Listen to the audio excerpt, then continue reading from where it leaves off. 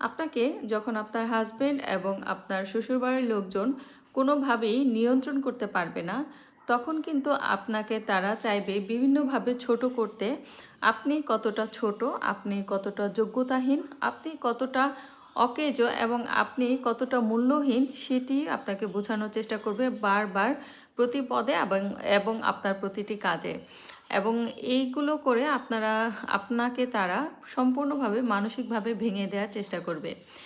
মেয়েরা সবচাইতে বেশি এই ধরনের আচরণের শিকার হয় এবং সবচাইতে বেশি মেয়েরা এই ধরনের আচরণের শিকার হয় তার স্বামী এবং তার শ্বশুরবাড়ির লোকজনদের কাছ থেকে। আপনি একটা জিনিস খেয়াল করে দেখবেন যে আপনার পরিবারের কাছ থেকেও আপনি এ ধরনের আচরণ পেয়ে থাকবেন, কিন্তু আপনার পরিবার থেকে যেটা হবে, তারা আপনাকে মানসিকভাবে ভেঙে দেওয়ার চেষ্টা করবে না, তারা আপনাকে নিয়ন্ত্রণ করতে চাইবে। সেটা হতে পারে আপনার বাবা মা ভাই বোন, সেটা যে কেউ হতে পারে না কেন, তারা আপনাকে নিয়ন্ত্রণ করতে চাইবে, এটা যেমন ঠিক। কিন্তু তারা কখনোই আপনাকে বিভিন্নভাবে ছোট করার বা তারা আপনি মানসিকভাবে ক্ষতিগ্রস্ত হন এই বিষয়টা কিন্তু তারা চাইবে না। কিন্তু আপনার স্বামী এবং আপনার শ্বশুরবাড়ির লোকজন কিন্তু সবসময় চাইবে যে আপনি নিজে লো ফিল করেন এবং নিজেকে ছোট মনে করেন। আপনার যদি কোনো কিছু করার সামান্যতম আগ্রহ ইচ্ছা হয়ে থাকে, তাহলে সেটা যাতে সম্পূর্ণভাবে আপনার কাছ থেকে বিলীন হয়ে যায়। তাই এ ধরনের মানুষের সাথে চলার আগে 100 বার দেখে শুনে বুঝে তারপর চলাচল করবেন। এ ধরনের মানুষের সাথে কথা বলার সময় 100 বার ভেবে চিন্তে কথা বলবেন যে তার সাথে আপনার কিভাবে কথা বলা উচিত, তার কোন কথার জবাবটা আপনার কিভাবে দেওয়া উচিত এবং তাদের প্রতি আপনার আচরণ কেমন হওয়া উচিত। একটা মেয়ের বিয়ের পর সবচাইতে বেশি সাপোর্টিভ হওয়ার কথা কিন্তু তার হাজবেন্ডের মেয়েটার প্রতি।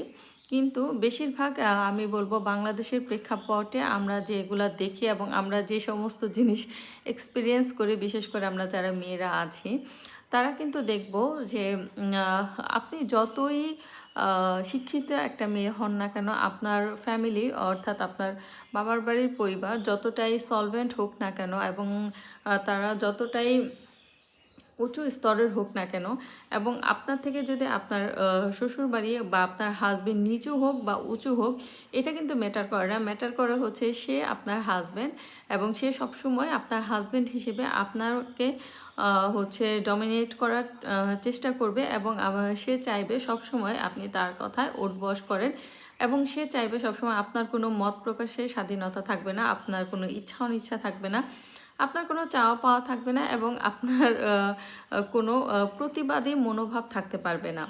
এ ধরনের জিনিসগুলো যখন আপনার মধ্যে চলে আসবে, তখনই কিন্তু আপনার হাজবেন্ড এবং আপনার শ্বশুরবাড়ির লোকজন ইনসিকিউর ফিল করবে। আসলে যারা মানুষকে লো ফিল করানোর চেষ্টা করে, যারা মানুষকে নিয়ন্ত্রণ করতে চায়, তারা কিন্তু এই কাজগুলো করতে চায় তাদের মনের ভেতরে এক ধরনের ইনসিকিউরিটি দ্বারা। যেমন তারা মনে করে যে হ্যাঁ, আমি যদি একটা হাজব্যান্ড মনে করে যে আমি যদি আমার ওয়াইফকে ডমিনেট না করি, আমি যদি আমার ওয়াইফকে ডমিনেটিং ক্যারেক্টারটা না দেখে, তাহলে সে হয়তো বা অনেক বেশি বেড়ে যাবে, সে হয়তো বা যা খুশি তাই করবে, সে হয়তো বা আমাকে মানবে না, বা সে হয়তো বা তার নিজের খেয়াল খুশি মতো চলবে। আর এই জিনিসটা একটা হাজব্যান্ড কিন্তু কখনোই সহ্য করতে পারে না। একটা জিনিস আপনারা খেয়াল করে দেখবেন যে আমাদের সমাজে বেশিরভাগ হাজব্যান্ডরা, যে সমস্ত ওয়াইফরা তাদের অন্যায়ের প্রতিবাদ বা তার অন্যায়ের প্রতিবাদ না হোক, তাদের ইচ্ছাটাকে প্রাধান্য এবং তাদের ইচ্ছাটাকে গুরুত্ব দেওয়ার চেষ্টা করে, সেই সমস্ত হাজব্যান্ডরা এবং সেই সমস্ত শ্বশুরবাড়ির লোকজনরা কিন্তু সেই সমস্ত মেয়েদেরকে বলে নারীবাদী। নারীবাদী তারা কেন বলে? শুধুমাত্র এই একটা কারণেই তারা তাকে নারীবাদী বলে, যেহেতু সে তার অধিকার নিয়ে কথা বলছে, যেহেতু সে তার ভালো লাগা মন্দ লাগা নিয়ে কথা বলছে, যেহেতু সে তার একটা মতামত এস্টাবলিশড করার চেষ্টা করছে। একজন হাজব্যান্ড বা একটা শ্বশুরবাড়ির মানুষজন কখনোই চায় না মেয়েটা তার কোনো মতামত সেই ফ্যামিলিতে এস্টাবলিশড করুক। তারা চায় যে একটা মেয়ে বিয়ে হয়ে এসেছে, তার কাজ শুধু সে ঘরকন্না করবে, শুধু সে রান্নাবান্না করবে তার শ্বশুরবাড়ির ফ্যামিলির জন্য বা তার হাজব্যান্ডের জন্য, বা বাচ্চা কাচ্চা পালন করা থেকে শুরু করে তার শুধু এগুলোই কাজ। তার নিজস্ব কোনো মতামত নেই, তার নিজস্ব কোনো চাহিদা নেই, তার প্রতিবাদ করার কোনো অধিকারই নেই। এই জন্য এই সমস্ত মানুষদের থেকে কিন্তু সবসময় আমাদেরকে বুঝে শুনে চলতে হবে যে আমাদের কিন্তু এতটুকু সিক্স সেন্স যদি বা নাও থাকে, আস্তে আস্তে সময়ের প্রেক্ষিতের সাথে আমরা কিন্তু সবাই অনেক বিষয়ে অভিজ্ঞতা অর্জন করে থাকি। বিশেষত বিবাহিত মেয়েরা অনেক বিষয়ে কিন্তু পরিবারের বিভিন্ন জনের মানুষের সাথে চলতে চলতে তারা কিন্তু নানা রকম অভিজ্ঞতা অর্জন করে থাকে তাদের লাইফে।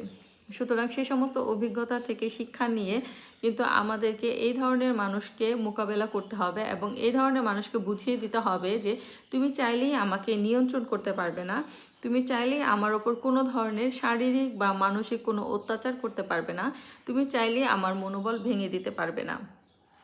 একটা জিনিস দেখবেন যে আপনি সারাদিন বাসায় অনেক কিছু করছেন, অনেক কাজ করছেন, সারাদিন আপনি রান্না বান্না করছেন বা আপনার ইনলসদের অনেক দেখাশোনা করছেন, আপনি আপনার বাচ্চা কাচ্চা দেখাশোনা করছেন, এরপরও আপনার হাজব্যান্ড কিন্তু বাইরে থেকে এসে আপনাকে বলবে যে তুমি সারাদিন কি করো ঘরে বসে। অথচ সে যতগুলো কাজ, সে যতটুকু পরিশ্রম সে বাহিরে অফিসে দিয়ে এসেছে তার থেকে কিছু কম পরিশ্রম কিন্তু যারা হাউস ওয়াইফ আছে বিশেষ করে তারা কিন্তু কম দেয় না। এই জিনিসগুলো কিন্তু তারা কোনোভাবেই মানতে রাজি না। আর এই বিষয়গুলো নিয়ে যখন আপনি কথা বলবেন তখনই তারা আপনাকে নিয়ন্ত্রণ করতে চাইবে। আসলে আমাদের সমাজটা হচ্ছে পুরুষতান্ত্রিক সমাজ এবং আমাদের সমাজের পুরুষেরা, আমাদের সমাজের স্বামী হোক বা বাবা ভাই হোক, যারাই হোক না কিন্তু সবাই চায় মেয়েদেরকে নিয়ন্ত্রণ করতে। আর যখন তারা কোনো একটা মেয়েকে নিয়ন্ত্রণ করতে পারে না তখনই তাকে বেয়াদব, তখনই তাকে নারীবাদী, এই ধরনের নানা ধরনের উপাধি দিয়ে তাকে ছোট করার চেষ্টা করা হয় এবং তাকে মানসিকভাবে দুর্বল করে দেওয়ার চেষ্টা করা হয়। আপনি একটা জিনিস খেয়াল করে দেখবেন, আপনি যদি একজন ওয়ার্কিং ওমেন হন এবং আপনি জব করছেন, আপনার হাজব্যান্ড জব করছে, সেক্ষেত্রে আপনি চিন্তা করবেন, আপনি যদি সকাল 9টা থেকে বিকেল 5টা পর্যন্ত জব করেন এবং আপনার অফিসে যাওয়ার আগে যে প্রিপারেশনগুলো লাগে সেই প্রিপারেশনগুলো ছাড়া আপনার হাজব্যান্ডের অফিসে যাওয়ার জন্য যে প্রিপারেশনগুলো লাগে এটার বাহিরেও কিন্তু আপনার অনেক বেশি কাজ থাকে যেটা আপনার হাজব্যান্ডে থাকে না। যেমন আপনি যখন একজন হাউস ওয়াইফ হন, তখন আপনি যখন চাকরি করতে যাবেন তখন কিন্তু আপনি সারাদিনে আপনার বাসার অন্য মেম্বাররা যারা আছে তারা কি খাবে, কি করবে, কি করবে না, সেই সমস্ত কিছু ঠিক করে রেখে তারপর কিন্তু আপনাকে অফিসের জন্য বের হতে হয়। এবং যখন আপনার অফিস শেষ হয় তখন কিন্তু আপনাকে খুব তাড়াতাড়ি করে আবার বাসায় ফিরে আসতে হয়, কারণ আপনার বাসায় যেহেতু আপনি সংসারে অনেক লোকজন রেখে গেছেন, তাদের টেক কেয়ারের দায়িত্ব আপনার উপর। আপনি এসে তাদেরকে সময় দেওয়া থেকে শুরু করে তাদের কিছু প্রয়োজন হলে সব কিছু কিন্তু আপনি ম্যানেজ করে দেন এবং আপনি কিন্তু করে দেন, তাদেরকে প্যাম্পার করেন। কিন্তু আপনার হাজব্যান্ডের ক্ষেত্রে কিন্তু এই জিনিসটা ভিন্ন। আপনার হাজবেন্ড কিন্তু সে সকালবেলা উঠে সে শুধুমাত্র তার পার্সোনাল কাজগুলোই করবে, তার পরিবারের মানুষরা কে কী খেলো না খেলো বা কার জন্য কি করতে হবে এই বিষয়ে কোনো মাথা ব্যথা থাকে না। এবং সে কিন্তু অফিস শেষ করে সে বন্ধু বান্ধবের সাথে কিছুটা সময় আড্ডা দিয়েও কিন্তু সে বাসায় আসার মতো একটা সুযোগ পায়, যেই সুযোগটা আপনার কাছে থাকে না। এবং আপনি যখন এই বিষয়গুলো নিয়ে বা কিছু দায়িত্ব তাকে ভাগ করে দিতে চাইবেন বা তার এই যে সমস্ত দায়িত্বগুলো তার পালন করা উচিত, এইসব বিষয় নিয়ে যখন আপনি কথা বলতে চাইবেন তখনই কিন্তু দেখবেন যে আপনার হাজব্যান্ড মনে করবে যে সে আপনার ওপর কন্ট্রোল হারিয়ে ফেলছে এবং সে এই ইনসিকিউরিটি থেকে আপনাকে নানাভাবে প্রতি পদে পদে হেয় প্রতিপন্ন এবং ছোট করার চেষ্টা করবে। যদিও ওয়ার্কিং ওমেনরা এক্ষেত্রে অনেকটাই ফেভার পেয়ে থাকে, যেহেতু তাদের একটা ফাইন্যান্সিয়াল কন্ডিশন স্ট্রং থাকে, যার জন্য তাদেরকে যদিও বা এতটা দুর্বল করতে পারে না হাজব্যান্ড এবং শ্বশুরবাড়ির মানুষজন, কিন্তু একটা মেয়ে যখন শুধুমাত্র একটা হাউস ওয়াইফ হয় তখন কিন্তু তাকে নিয়ন্ত্রণ করতে যখন তার হাজব্যান্ড এবং শ্বশুরবাড়ির মানুষরা পারছে না, তখন কিন্তু তারা নানা ধরনের পদ্ধতি অবলম্বন করে থাকে। দেখবেন যে তখন আপনার হাজব্যান্ড কিন্তু আপনাকে কথায় কথায় ছোট করতে চাইবে, আপনার শ্বশুরবাড়ির লোকজন আপনাকে কথায় কথায় ছোট করতে চাইবে। সো এই জিনিসগুলো বাঁচতে হলে যেটা হবে, প্রতিবাদী তো অবশ্যই হতে হবে এবং সেই সাথে আমাদেরকে আমাদের ফাইন্যান্সিয়াল কন্ডিশনটা অবশ্যই নিশ্চিত করতে হবে যে আমি কতটুকু ফাইন্যান্সিয়ালি সলভেন্ট হতে পারছি। অ্যাটলিস্ট আমার পরিবারের ভরণ পোষণের দায়িত্ব যেহেতু হাজব্যান্ডের, বাট আমি আমার নিজেরটা কতটুকু আমার ফিউচার কতটুকু আমি সিকিউর করতে পারছি, এই বিষয়ে কিন্তু আমাদের অবশ্যই চিন্তা ভাবনা করা উচিত। তা না হলে ওই যে হাজব্যান্ডের হাতে সবসময় হয় নিয়ন্ত্রিত হয়ে থাকতে হবে, অথবা সবসময় হাজব্যান্ডের কটু কথা বা সবসময় হাজব্যান্ডের আপনাকে ছোট করতে চাওয়ার যে চেষ্টা বা প্রচেষ্টা, সেটাকে মুখ বুজে মেনে নিতে হবে। তো এই ধরনের মানুষগুলো থেকে কিন্তু আমাদেরকে সবসময় একটু টেকনিক করে একটু দূরত্ব বজায় রেখে চলতে হয়। কেন চলতে হয়? সেটা হচ্ছে টেকনিকটা কী ধরনের টেকনিক, যে আপনাকে এই জিনিসটা এনশিওর করতে হবে কেউ যাতে আপনাকে ছোট না করতে পারে, কেউ যেন আপনাকে আপনার সুযোগকে আপনাকে যাতে আপনি কাজে লাগাতে না পারেন সেই পরিস্থিতি তৈরি না করতে পারে। আপনি যত মানুষের কাছে বা আপনি যত আপনার ফ্যামিলির কাছে অথবা যে কোনো মানুষের কাছেই হোক না কেন, সেটা হাজব্যান্ড হোক, ইনলস হোক, যেই হোক না কেন, আপনি যত বেশি মানুষের কাছে ছোট হয়ে থাকবেন, মানুষ কিন্তু তত বেশি আপনাকে ছোট আরও করার চেষ্টা করবে এবং এটা প্রমাণ করার চেষ্টা করবে যে আপনার কোনো যোগ্যতাই নেই, আপনি কোনো কিছু করতেই পারেন না এবং আপনার কোনো মূল্যই নেই এই সমাজে।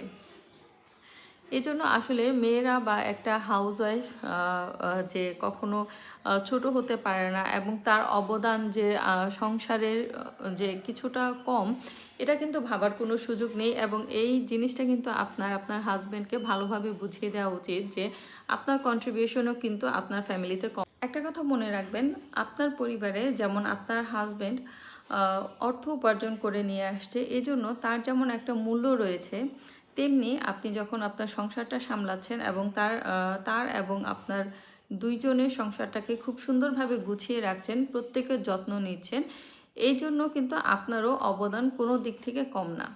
এই জন্য আমরা কিন্তু বেশিরভাগ সময় মেয়েরা নিজেদেরকে ছোট মনে করি এবং বেশিরভাগ সময় এই বিষয়গুলো চিন্তা করে কিন্তু বেশিরভাগ হাউসওয়াইফ যারা আছে তারা কিন্তু এক ধরনের ডিপ্রেশনে চলে যায় সব সময়, যে ভাবে যে না, আমি তো কিছুই পারি না, আমার দ্বারা তো কিছুই সম্ভব না। এই জন্য সবসময় বলবো যে আপনি আপনার দায়িত্বটুকু ঠিকই পালন করবেন, কিন্তু কখনো আপনার হাজব্যান্ডকে আপনাকে হেয় প্রতিপন্ন এবং আপনাকে ছোট করার মতো কোনো ধরনের কোনো সুযোগ দিবেন না। এটা বোঝাবেন যে হ্যাঁ, আমি আমরা যেহেতু পার্টনার, সুতরাং তোমার অবদান যতটুকু আছে এই পরিবারে, আমার ততটুকু অবদান এই পরিবারে আছে। আপনি মানুষের কাছে আলটিমেট কথা হচ্ছে এটা, যে আমরা অনেক সময় এটা ভাবি যে হ্যাঁ, আমি হয়তো একটু ছোট হয়ে থাকলাম, সংসারে তো কাউকে না কাউকে ছোট হতেই হয়, তা না হলে সংসার সুখের হয় না। কিন্তু একটা জিনিস আপনি চিন্তা করে দেখবেন যে আপনি যত ছোট হয়ে থাকবেন, আপনাকে তত বেশি ছোট করার চেষ্টা করা হবে। এবং আপনি যদি আপনার সম্মান নিয়ে আপনার জায়গায় থাকেন, তাহলে দেখা যাবে যে আপনিও পরিবারের অন্যান্য সদস্যদের মতো সমান সম্মানটুকু পাচ্ছেন। সেক্ষেত্রে আপনার মানসিক স্বাস্থ্যের কিন্তু কোনো ধরনের কোনো ক্ষতি হবে না। এবং বেশিরভাগ গৃহিণী যারা আছে, বেশিরভাগ যারা হাউসে আছে বা মেয়েরা আছে, এই নিয়ন্ত্রিত পরিবেশের মধ্যে থেকে বের হয়ে আসতে পারে না বলে তারা একসময় ধীরে ধীরে কিন্তু একটা ডিপ্রেশনে চলে যায় এবং এটা থেকে অনেকে অনেক ধরনের খারাপ সিদ্ধান্ত নিয়ে ফেলে। তো আমার আজকের বিষয়টা আসলে এটাই ছিল। এই কথাগুলো বলার কারণ হচ্ছে যে আসলে লাইফে আমরা আমাদের নিজের লাইফ হোক বা আমাদের আশেপাশে সারাউন্ডিংসে যারা আছে তাদের অন্য কারো লাইফে হোক না কেন, আমরা কিন্তু দেখি যে এই বিষয়গুলো পরিবারে কিন্তু খুব বেশি দেখা যায়, যে এই যে শ্বশুরবাড়ি অথবা হাজব্যান্ডের ওয়াইফকে নিয়ন্ত্রণ করার একটা প্রচেষ্টা সবসময় থাকে এবং এই বিষয়গুলোর কারণেই কিন্তু দেখবেন যে প্রত্যেকটা ফ্যামিলিতে খুবই ছোট ছোট সূক্ষ্ম সূক্ষ্ম বিষয়গুলো নিয়ে অনেক বড় ধরনের ঝামেলা লেগে যায়। আসলে আমি যে কথাগুলো বলি, যেহেতু আমি প্রফেশনাল কেউ না বা তেমন কিছুই না, তারপরও আমি যে কথাগুলো বলি লাইফ থেকে নেওয়া কথা এবং নিজের জীবন হোক, নিজের পরিবার হোক, অথবা নিজের বন্ধুবান্ধব হোক, আত্মীয় স্বজন হোক, অথবা সারাউন্ডিংসে যারা পরিচিত কাছের দূরের আছে, প্রত্যেকের লাইফ দেখেই কিন্তু আমরা এই যে জীবনের শিক্ষাগুলো সেগুলো নিয়ে থাকি এবং সেই সমস্ত কথাগুলি কিন্তু আমি আমার মনের যে বক্তব্য সেগুলো কিন্তু আপনাদের সবার সাথে শেয়ার করি। তবে আমার এই ভিডিওটা যারা দেখছেন তারাও শেষ পর্যন্ত যারা দেখছেন তারাও কিন্তু কমেন্টস করে আমার এই কথাগুলোর সাথে আপনারা একমত কিনা এটা চাইলে জানাতে পারেন। আপনাদের কমেন্ট দেখলে কিন্তু আমার অনেক বেশি উৎসাহ লাগে ভিডিও বানাতে। তো আমার আজকের ভিডিওটা এ পর্যন্তই ছিল। আশা করছি আপনাদের কাছে ভালো লেগেছে। দেখা হবে অন্য কোনো ভিডিওতে। সে পর্যন্ত সবাই ভালো থাকবেন, সুস্থ থাকবেন। আমার জন্য দোয়া করবেন। Keep loving, keep supporting. আল্লাহ হাফেজ।